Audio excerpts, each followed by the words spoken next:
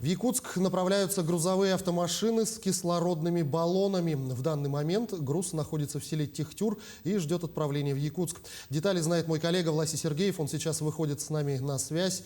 Власий, приветствую. Расскажи, откуда привезли баллоны?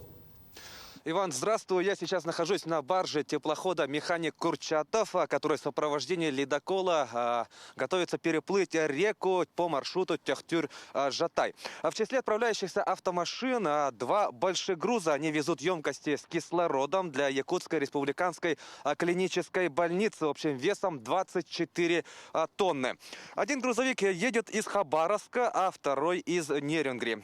Известно, что данная поставка продлит срок обеспеченности больницы кислородом на целых 8 дней. Мы поинтересовались у водителя большегруза Александра Шашина, который едет с Хабаровска, насчет того, каким получился путь до причала села Техтюр Мегина Кангаласского улуса. Предлагаю послушать.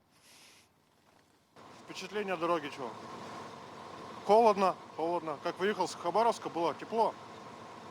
А потом постепенно начало холодать и холодать. Уже вот.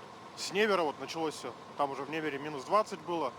От Невера поворачиваешь в сторону Якутска, там уже по 30 уже. Все везде, всюду.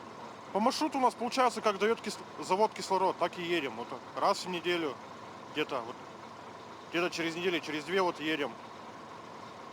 Все зависит от завода, как они выдают продукцию. Доволен, что продлили паром.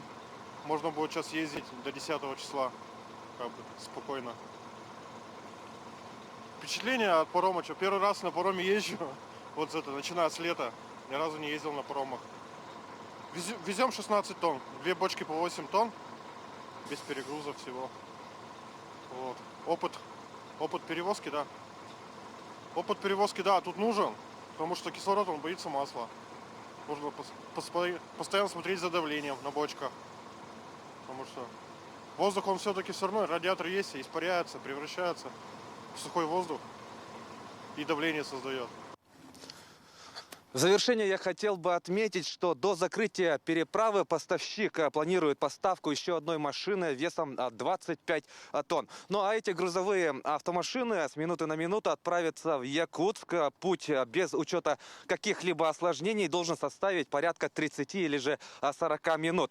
Подробнее о данном рейсе смотрите в вечерних выпусках новостей. Но у меня на этом все. Передаю слово студии.